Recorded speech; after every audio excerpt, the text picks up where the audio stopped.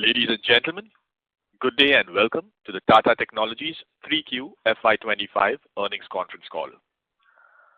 As a reminder, all participant lines will be in the listen-only mode, and there will be an opportunity for you to ask questions after the presentation concludes. Should you need assistance during the call, please signal an operator by pressing star, then 0 on your touch-tone phone. I now hand the conference over to Mr. Vijay Lohia, Head of Investor Relations at Tata Technologies. Thank you, and over to you. Thank you, Ryan. Good day, everyone, and welcome to Tata Technologies' third quarter of fiscal 2025 results call. I am Vijay Lohia, Head of Investor Relations. Joining me on the call today are Mr. Warren Harris, CEO and Managing Director, Ms. Sukanya Sadasivan, COO, and Ms. Savitha Balachandran, CFO. We'll begin with an overview of the company's performance, followed by a Q&A session. Please note that we do not provide specific revenue or earnings guidance. Any forward-looking statement made during this call should be considered in the context of the risks that the company faces, as outlined on the second slide of the quarterly fact sheet available on our website. The press release and earnings presentation have been submitted to the stock exchanges and are also available on our website, www.tatatechnologies.com. We hope you've had a chance to review them. With that, I'll now hand over the call to Warren. Thanks, Vijay, and welcome to the call, everybody. Let me start by wishing you and your families a healthy and prosperous new year. I will begin by sharing highlights of our third quarter before inviting Savitha to provide a detailed analysis of our financial results. I'm pleased to report that we achieved sequential revenue growth of 1.7% in constant currency, despite operating in an environment marked by economic uncertainty and Q3 being a seasonally soft quarter. The third quarter typically features fewer billing days due to festivals and holidays in different parts of the world. Our services business grew sequentially by 1.1% in constant currency terms, aligning with the outlook we shared during last quarter's call. Meanwhile, our technology solutions segment delivered robust sequential growth of 3.7% in constant currency, driven by an impressive 55% growth in our products business, partially offset by a 20% decline in the education segment. The products business typically delivers strong performance in Q3, driven by the discharge of year-end customer PLM software budgets. In contrast, our education business faced challenges due to delays in infrastructure readiness. Our digital EdTech model relies on fully operational labs within the academic institutes that we partner with. Construction delays impacted bookings in Q3. However, we anticipate that these facilities will become available in early part of calendar year 2025, coupled with a robust pipeline we expect to convert. We're confident that the growth momentum of our education business will continue.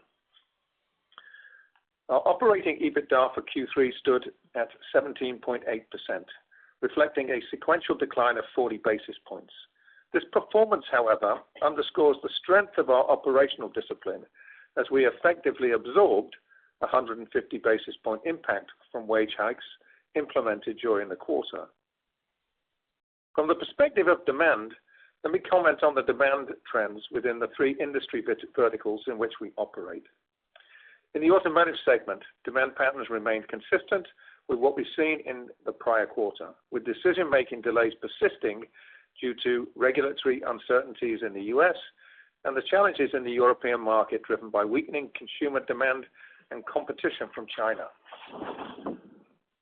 While these headwinds have tempered EV growth, we see this as being temporary, with passenger vehicle markets still projected to grow in calendar year 2025 by 1.7%, as confirmed by S&P Global. We anticipate greater policy clarity in the coming months that is likely to prompt a diversification of OEM investments across various propulsion technologies. This shift plays to our strengths, as we offer deep expertise across battery electric vehicles, plug-in hybrids, and internal combustion engine propulsion systems. In contrast, the aerospace and industrial heavy machinery segments showed continued resilience, with strong demand for our services. Notably, our aerospace business achieved 39% sequential growth in Q3, supported by a growing order book. We expect this momentum to continue into Q4 and into the next fiscal year. From a deal signings perspective, we closed 4 significant deals in Q3, reflecting strong traction in digital engineering, smart manufacturing, Gen AI, and embedded software solutions. The key wins include a multi-year contract with a European luxury automotive OEM for testing and validation of a new battery electric vehicle. We've also secured the responsibility to stand up an offshore development center for a global Tier 1 automotive company. In addition, we won a software and embedded engagement with a global technology provider to the automotive industry that will provide emission reduction and energy efficiency solutions for turbo, hybrid, and electrified components and subsystems. And in the education sector, we're partnering with the government of Tripura to deploy our EdTech proposition across 19 ITIs. From an investment perspective, we continue to develop solutions that deliver value for our clients in areas that are relevant to their strategic imperatives. In the area of sustainability, we are developing a prognostics platform for a European automotive OEM that will help them predict the future condition or the remaining useful life of vehicle components using data-driven or model-based approaches. We're also developing a battery passport platform for the same customer, which will offer life cycle analysis tools for environmental impact assessment, material traceability, and carbon footprint reduction strategies. Across each of these areas, we continue to double down on our investments in AI and Gen AI. A notable achievement for our company in Q3 was the formal launch of our proprietary AI and Gen AI framework. The plan is to leverage the platform for both internal and external use cases. This framework leverages modular architectures, pre-trained models, and real-time IoT data to streamline application development. By enabling faster prototyping and seamless integration, it empowers businesses with predictive analytics, defect detection, and workflow optimization while integrating seamlessly into open source and closed source LLMs and existing enterprise IT applications. The platform is currently being used by a North American Tier 1 customer as part of a manufacturing transformation engagement to drive improvements in productivity, predictability, and efficiency across multiple plants. And moreover, our AI and Gen AI-based capabilities are increasingly being recognized by the technology and the manufacturing sectors.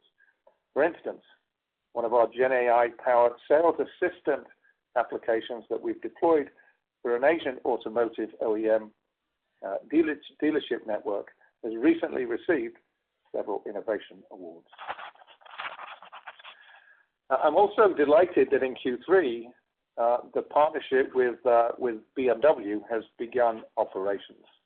We now have facilities in Pune, Bangalore, and Chennai. The business has begun with a headcount of over 100 people. We're scaling rapidly, and we expect to stand up a team of more than 1,000 people by the end of this calendar year. We're incredibly proud of the endorsement that BMW have given to Tata Technologies. Their commitment to partner with us to establish a global hub for automotive software and digital services is a tremendous testament to our industry-leading capabilities. Despite the economic uncertainties, we remain confident in our ability to deliver value to our clients. Our robust pipeline, coupled with strategic investments in technology and innovation, position us well for sustained growth as market conditions stabilize and improve. With that, I'll hand over to Savita for a detailed commentary of our financial performance. Thank you, Warren.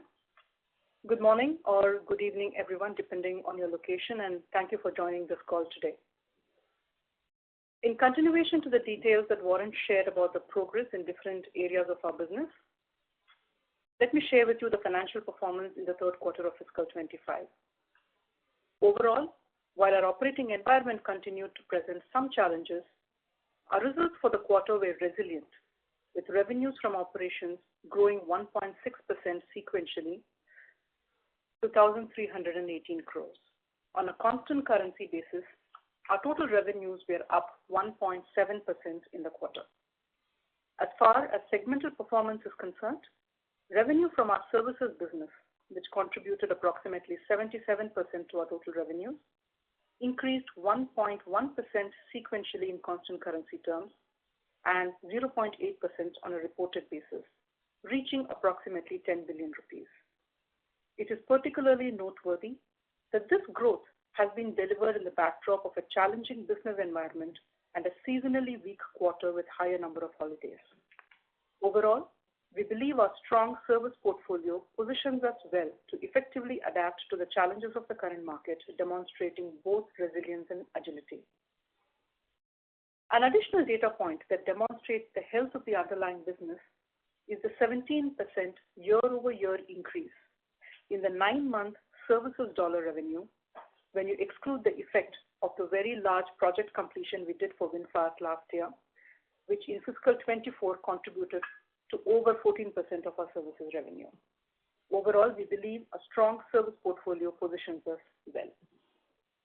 Moving on to the technology solutions, which formed the remaining 23% of revenues, the segment grew by 4.6% over Q2 to clock a revenue of 305 crores, largely supported by the renewal deals, which is characteristic of the final quarter of the calendar year in the products business. On a constant currency basis, the segment witnessed a 3.7% sequential growth.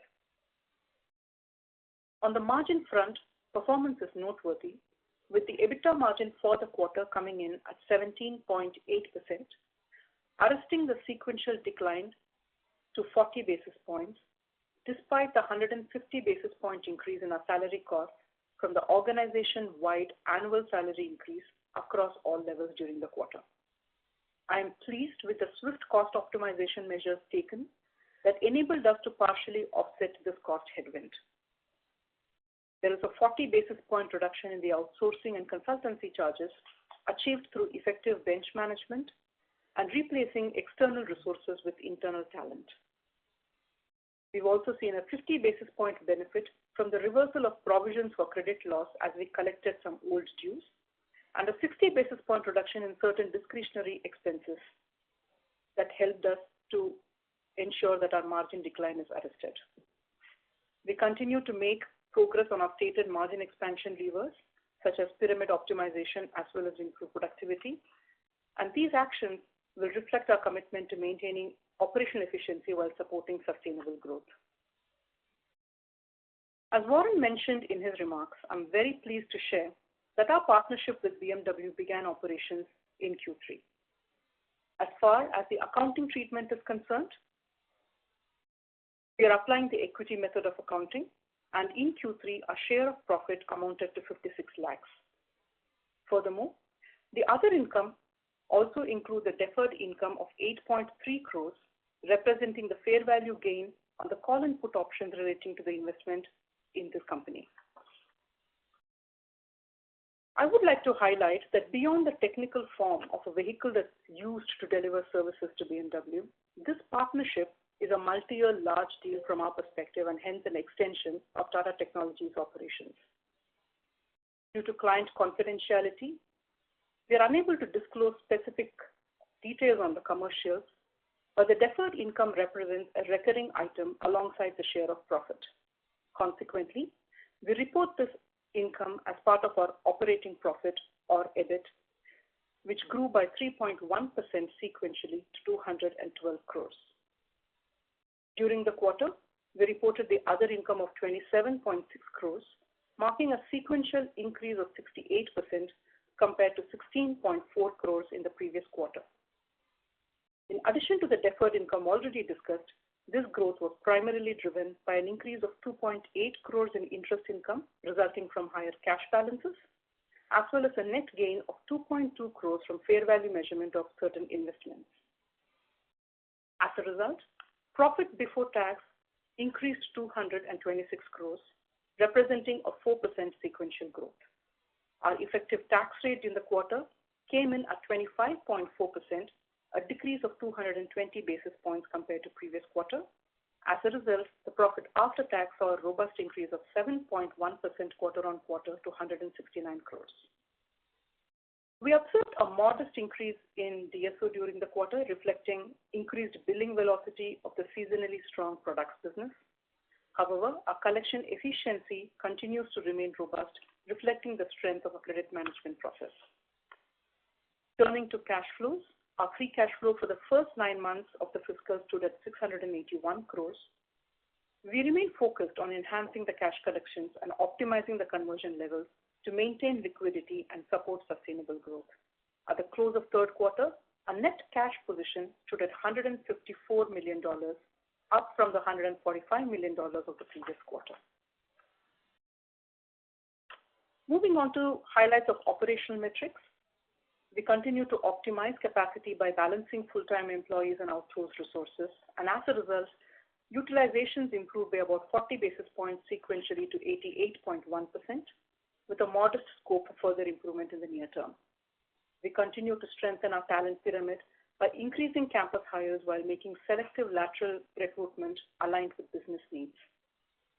Attrition trends also continue to move in a favorable direction, supported by a broader decline in the industry-wide attrition rates.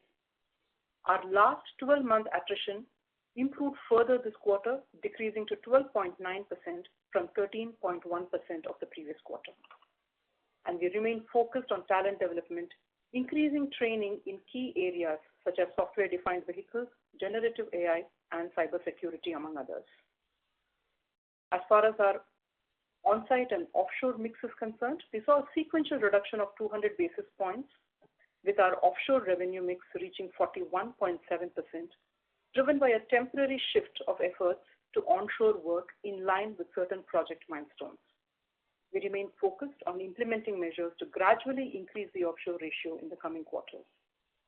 In conclusion, I'm encouraged with our performance this quarter, highlighted by a 1.7% top-line growth, 3.1% EBIT growth, and a 4% sequential increase in pre-tax earnings. Looking ahead, we remain committed to strategic investments in our identified areas of growth.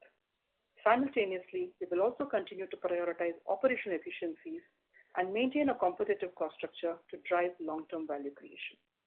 With that, I thank you for your time. We can now open the floor for questions, Vijay. Thank you very much. We will now begin the question and answer session. Anyone who wishes to ask questions may press star and 1 on the touchtone telephone. If you wish to remove yourself from the question queue, you may press star and 2. Participants are requested to use handsets while asking questions. Ladies and gentlemen, we will wait for a moment while the question queue assembles.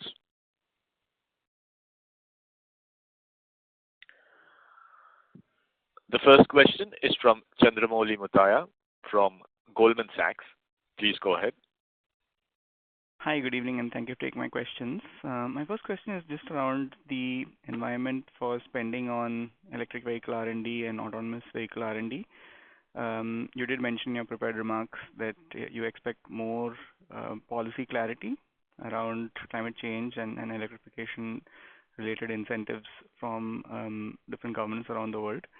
So just want to understand, post the inauguration of the U.S. presidency last night, there are press articles talking about his focus on trying to come a little lower on the electric vehicle mandate, focus a little more on local fossil fuel production. Just want to understand what your initial thoughts are on some of the emerging news flow soon after the presidency inauguration last night. Yeah, thank you for the question, and I think it's particularly relevant, given the timing of yesterday's inauguration. We fully expect various components of the Inflation Reduction Act to be revisited. We think some of the incentives that have been provided in the United States for EVs will either be removed or will be resized, and so we think that will prompt some tapering of demand for full battery electric vehicles, and we think that the industry response is going to be that the OEMs will invest in a much more balanced portfolio of propulsion propositions. So they will not only invest in EVs, but we think that there will be much greater investment in plug-in hybrids, and also optimizing and refining in the United States legacy internal combustion engines. And I think the great news for us at Tata Technologies is the strength of capability we have in all three of those areas. You know, we have a particularly strong EV proposition, given the work that we've done with the likes of VinFast and NIO and companies like Rivian. We have a plug-in hybrid set of references, the most notable of which is the work we did with Polestar when we completed the Polestar 1, and we've been in the automotive business for over 30 years, and so the breadth and depth of our legacy propulsion system capabilities is something that has helped us define the brand over the last 25, 30 years. So, you know, for us, what's kind of exciting is the fact that that policy clarity, we think, will prompt a release of R&D budgets, which will stimulate the type of demand that we intersect with. So we're somewhat agnostic in terms of the type of investment. We're much more dependent upon investments being made. So for us, policy clarity is very much a good thing. Got it. That's helpful. My second question is just to follow up on the aerospace business. You mentioned there is an impressive sort of 39% QOQ growth there. Just want to understand post that sort of growth, what the rough size of the aerospace business could be, just ballpark, as a percentage of our total revenues today. Well, we're incredibly ambitious for our aerospace business. I think we've signaled in the past the investments that we've made, not only in relationships and capabilities, but also in terms of accreditation. One of the big customers that we are working with has recently granted design authority for the work that we undertake, and what that means is that we can actually sign off on our own work, and it's not. It doesn't have to go through an approval process with the client. That's an accreditation that typically takes, 2.5, 3 years. And so the fact that we have that now has certainly helped us scale that particular relationship. And so, whilst we don't give out specific guidance and quantify what the aerospace business will mean in terms of mix, what I can say is that we certainly expect aerospace to grow at the fastest rate of all three verticals, off a relatively small base, but we expect it to increasingly become a very important and material part of our business mix. Got it. That's helpful. And just lastly, a housekeeping question around the deferred income that was discussed earlier. So you mentioned that the share of profit from the BMW contract will come in share of profit from associates and JVs line below the EBIT line. Just want to understand the deferred income a little better, how that's getting accounted. Is that going into top line? Is that going into any of the other lines in the P&L? I just want to understand that a little bit better. Sure. Thanks for the question, an opportunity to clarify, Chandramouli. As you rightly said, there are two effects in our P&L this quarter from our partnership with BMW. One is the share of profit, as you can see above the face of the P&L, is above the PBT item. The other effect is the deferred income, which technically, as per accounting standards, we are forced to show that as part of the other income because, as I said, it reflects the fair value gain on the option that the partners hold in the joint venture company. But it is a continuing effect that we expect to receive in the foreseeable future. And therefore, from our perspective, given our ability and intention to collect this, we are covering it as part of our other income, and that's why it's called out as included in our EBIT for this quarter. And let me just reinforce, this is compensation for the work that we are undertaking for BMW. We've taken the responsibility of setting up the 3 centers in Pune, Bangalore, and Chennai. We've provided the leadership team for this joint venture, and many of the systems and processes benefit from the infrastructure investments that we Tata Technologies have made. So, although we are constrained by the way in which we are accounting for this compensation through the various accounting rules, this again should be seen very much as a return for the investment that we've made in the joint venture. Got it. So is this something that we expect to recur on a quarterly basis in our other income line, just as we sort of model the other income line going forward? Yes, as I said, for the foreseeable future, we do see this coming through on a quarterly basis. Got it. That's helpful. Thank you very much, and all the best. Thank you. Next question is from Bhavik Mehta from JP Morgan. Please go ahead. Hi, thank you. So my first question is around the broader demand in auto R&D. Obviously, there has been a slowdown, but if you have to characterize the extent of slowdown, let's say across US, Europe, and Asia, how will you define that in terms of where is the slowdown the highest? And also, the related question is, as you expect the pace of recovery to happen, which geography could be the first one to recover from this downturn? Again, a very fair question. If I look at this geographically, what we've seen in the US and Europe, we've not seen in Asia. So the slowing of demand that we've seen in the Western markets, we've not seen in Asia. We've not seen in China. We've not seen here in India. So the demand here continues to be relatively robust. As far as the US is concerned, I think the extreme policy positions of the Democrats and the Republicans have presented a challenge for the industry in terms of aligning investment with what the regulatory framework is likely to look like. And so now that we have clarity, at least in terms of what we expect, then I think you'll see investments return much sooner in that region than you will in Europe. I think Europe is still grappling with the fact that many of the OEMs are still selling a significant number of units in the China market. And so any regulatory reaction to the competition that Chinese OEMs represent in Europe is likely to be considered and thoughtful and calibrated. And we expect the clarity around that to take several months. There will be a response, there is no doubt about that, but it'll probably clarify after we see the administrative position of the new administration in the United States. So Asia, we've not seen any real dip in demand.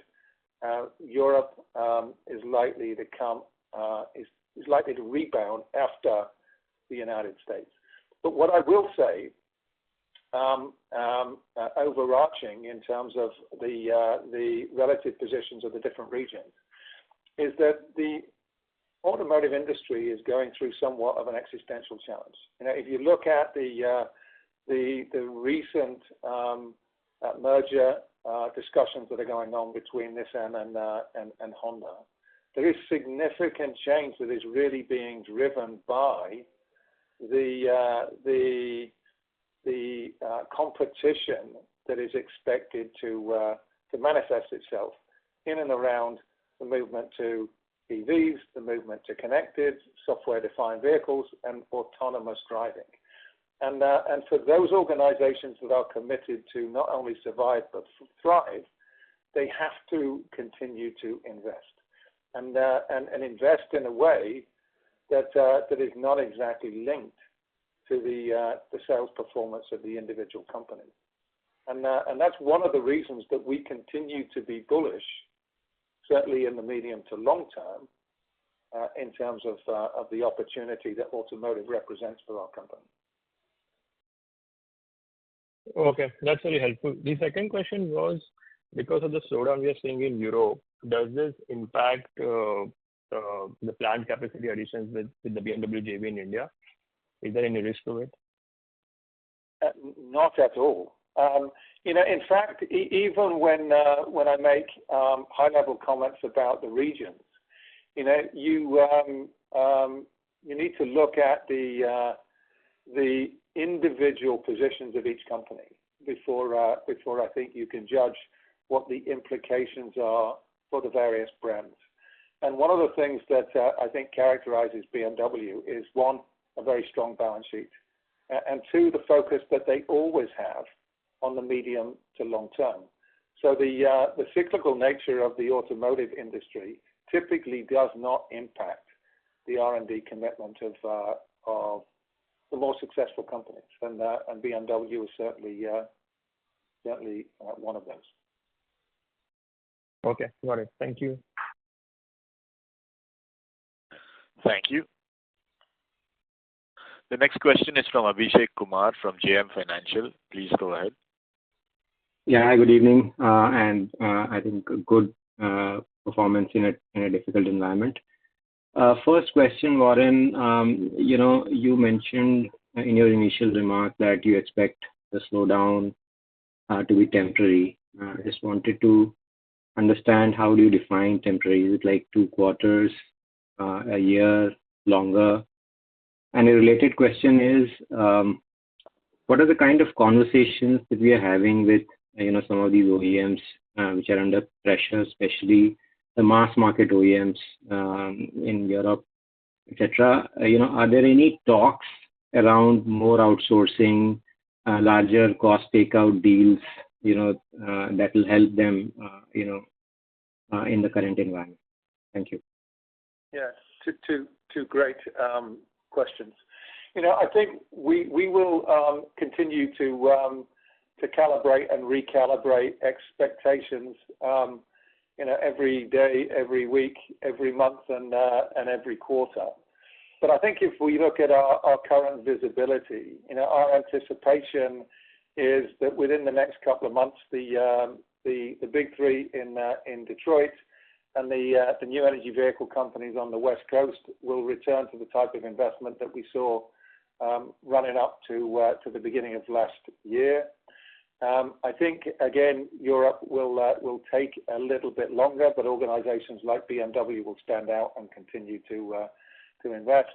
And again, we don't expect any real change to the demand environment here in Asia. And so if you aggregate all of that together, we're expecting improvement in the early part of the next fiscal year. As I said before, we'll continue to calibrate and recalibrate, but that's our view. This is a short-term slowdown, and certainly the type of conversations that we are having with our customers right now, and the opportunities and the deals that we are adding to the pipeline, certainly reinforce confidence around that. In response to the second question, one of the things that I always reinforce to our business development teams is that when things are tough for our customers specifically, that represents massive opportunity for us. One, it gives us an opportunity to communicate to our clients that we're there for them in the good times, we're there for them in the bad times as well as the good times. So it's an opportunity for us to reinforce relationships. But it's also an opportunity for us to look at creative ways of increasing the value that we can deliver to those customers. And one of the things that we've seen recently is conversations with customers whereby we've been looking at opportunities to deliver things like hardware infrastructure and deliver that back as a service, wrap a service around that. We've looked at ways of carving out capabilities from our customers and delivering that from offshore locations. None of these things are baked into our operating plan as yet. None of them are based into our forecast. But I share that with you primarily to signal that that during these types of times, the conversations that we're having with our customers provide the opportunity for us not only to do more from an offshore perspective, but also enter into white space that typically we've not competed or delivered services in.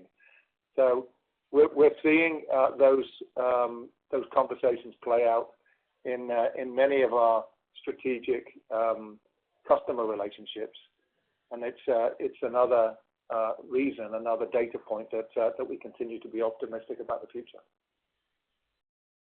Oh, that's very detailed. Thank you. One question for Savita. Savita, our medium-term margin aspiration of 20% plus, do you think in the current environment that kind of gets pushed out? I know we have not given any timeline, but still, given the growth challenges, etc., do you think it will be a lot more gradual now to reach to that aspiration level? Thank you. Yeah, thanks, Abhishek. So I would say we continue to remain bullish on the medium to long term, also on the structural tailwinds available to the industry and the market. And therefore, we believe that our performance, both from a top line and a margin perspective, should benefit from that. So to your question, the aspirational goal of 20% definitely continues to be live for us. Great. Thank you and good luck. Thank you. Next question is from Karan Uppal from Phillip Capital. Please go ahead. Yeah, thanks for the opportunity. So Warren, just a question on our anchor clients. What's the outlook there, both within JLR and Tata Motors? You sounded quite optimistic on the APAC business, which includes Tata Motors. So what's the outlook there? And the larger context of the question is Tata Tech to an extent insulated from the headwinds which other ER&D players might be facing because of their higher exposure to the Western OEM?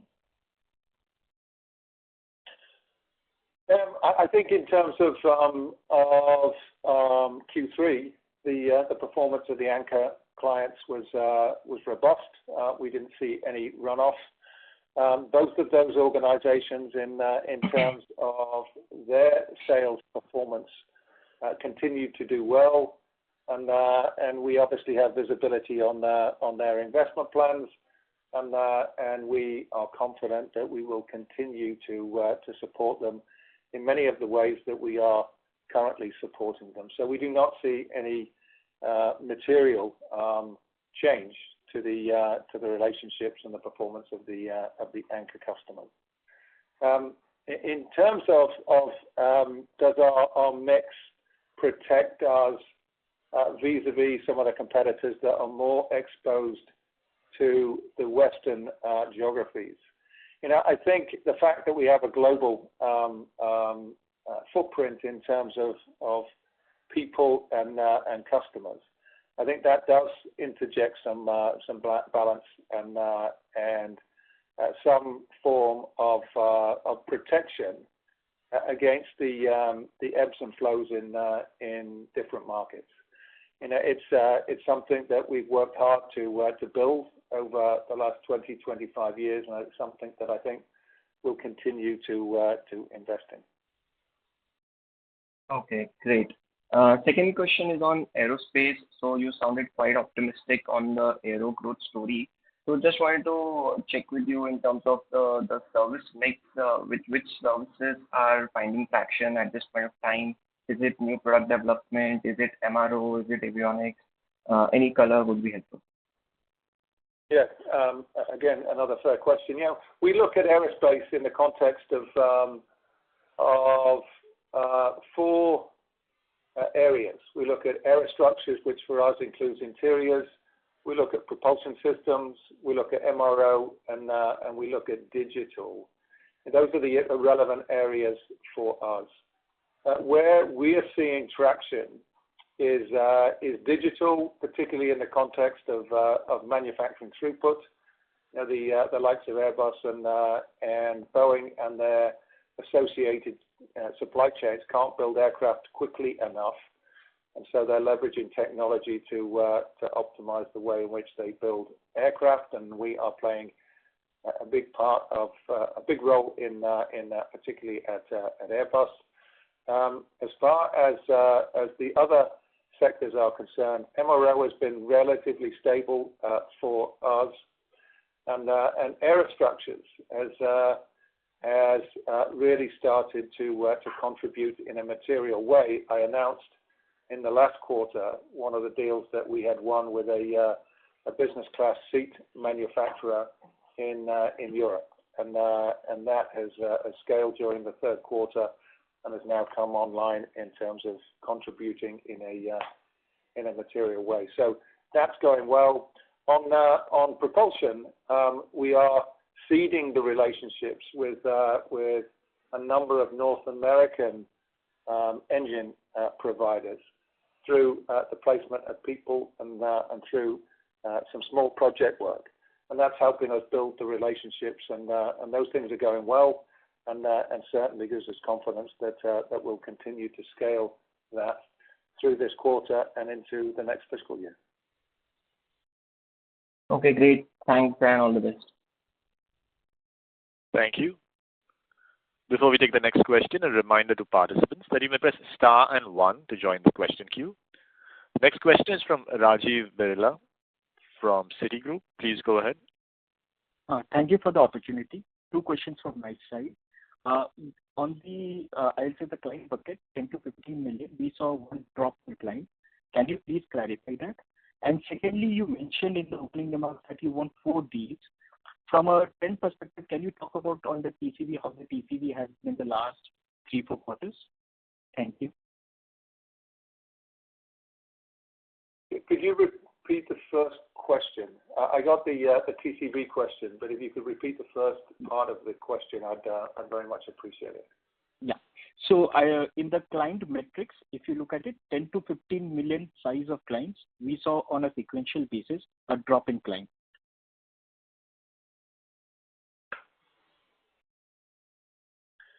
So in terms of the drop in clients, I think the primary impact has been the way in which VinFast is dropping through our various customer categories.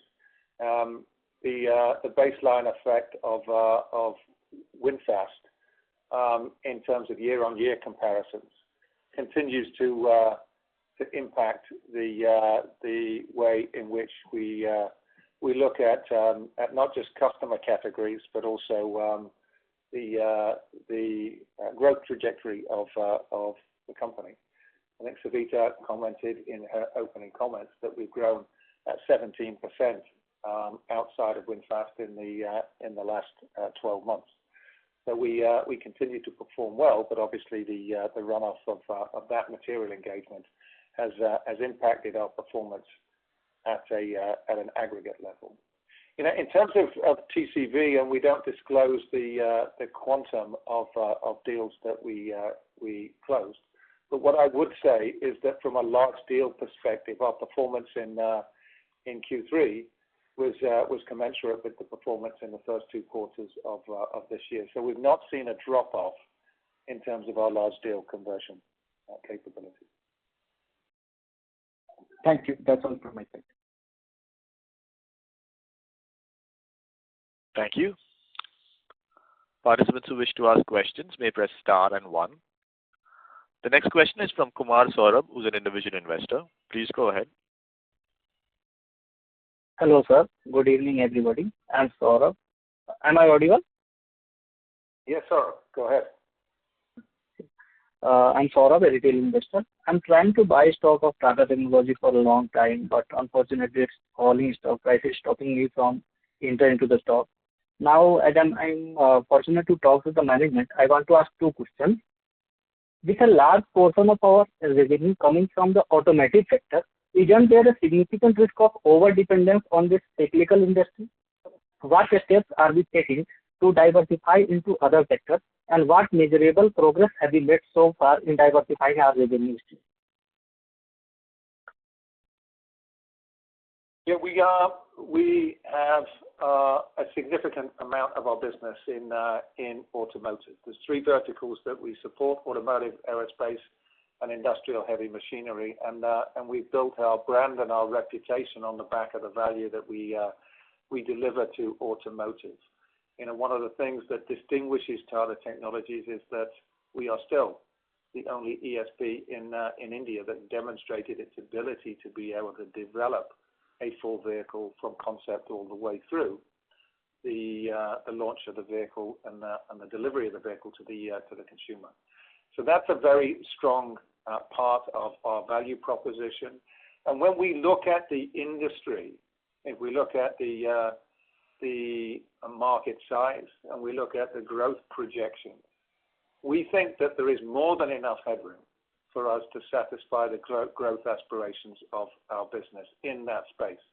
There will be, as we have seen over the last couple of quarters, that there will be tactical slowdowns that we have to navigate our way through. But if we look at medium to long term, we think that there will continue to be a massive opportunity in automotive. And that will be driven by the once-in-a-generation shift that we are seeing in the automotive sector as the industry pivots towards alternative propulsion systems, as the importance of software becomes more pervasive, and as the industry embraces the move to autonomous.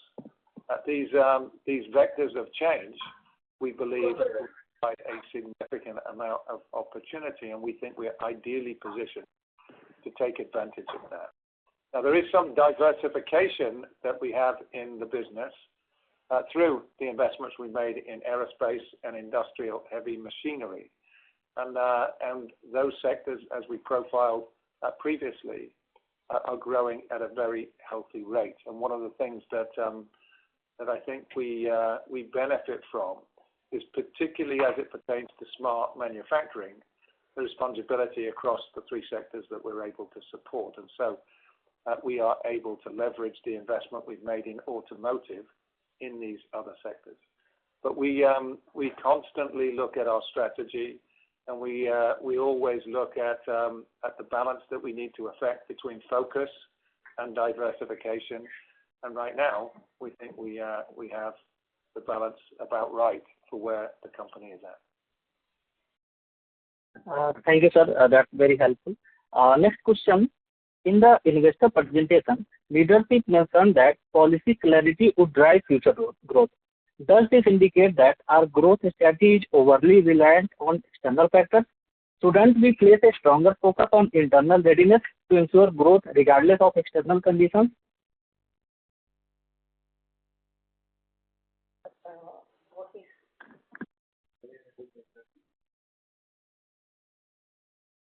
Hello, got it? In terms of what we're doing to stimulate growth, if I understand the question correctly, what are we doing to stimulate growth despite the impact of the external factors? I think I outlined in my opening comments the investments that we are making in capitalizing our experience in IP. And investing in technologies such as AI and Gen AI, and through the investments that we're making in these platforms and these technology accelerators, we believe that we are building compelling propositions that not only make sense for our customers during times of good performance for them, but these are propositions that will make sense when things such as budgets are a little bit tighter. So we're taking the opportunity to complement the headcount growth commitment that we are making by investing in IP and using both aspects of that value proposition to stimulate the type of growth that will help us navigate through the ups and downs of the various markets that we support. Okay, sir. That's very helpful. Thanks for the opportunity. And I want to see the same in the sales growth in coming quarters. Thank you very much for the opportunity, sir, and good luck for the future. Thank you. Thank you. Next question is from Vidyadhar Ginde from Soham Asset Managers. Please go ahead. Yeah, thank you. You did mention in one of your answers that the automotive industry in the West is facing an existential crisis. So do you think that if some of the big auto players in the West, especially in Europe or the US, if they were to not survive, or would it take a considerable year before that happens, or is that an event which can happen in the next 12, 18, 24 months? Well, I think it's a great question that I'd love to discuss over dinner with you. But I think if I look at how things are likely to play out, the existential crisis does not mean that the capability that's in the automotive industry today will go away. The volumes still need to be delivered by somebody.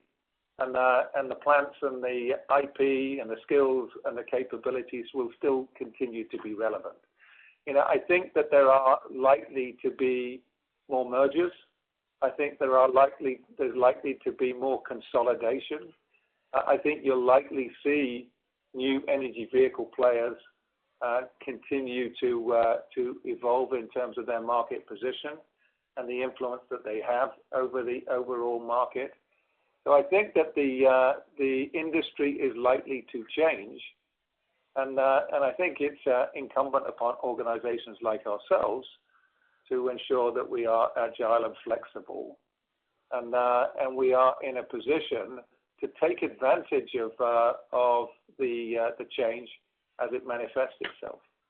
So we're not intimidated by this existential challenge that I referred to before, because we actually think that will be more and more opportunity that will be generated through the investments that the various players will have to affect.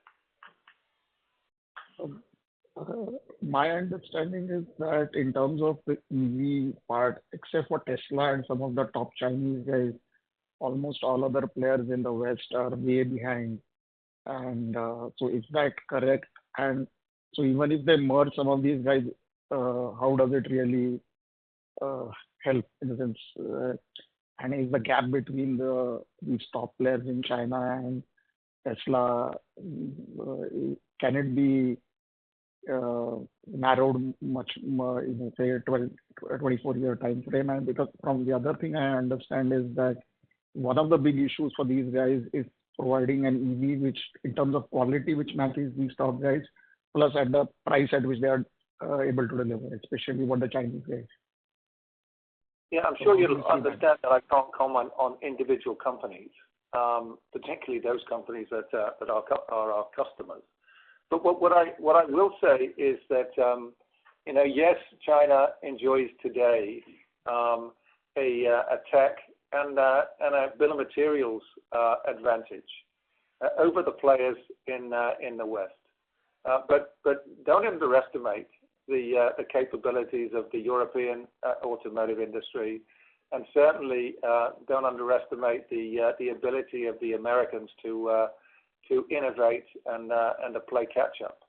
And so whilst there is an advantage that China has today, I'm fully confident that the Europeans and the Americans, those organizations that make the progressive calls and invest in the right areas, they will affect increasingly greater balance in terms of the EV marketplace. So again, this is an exciting space for us to be in because of the imbalance. Again, in terms of the tech stack and in terms of BOM cost, all of the players that are committed to being competitive in the future, all of them are having to invest, which by association provides opportunity for organizations like ourselves. Thank you. Thank you. Next question is from Ruchi Mukhija from ICICI Securities. Please go ahead.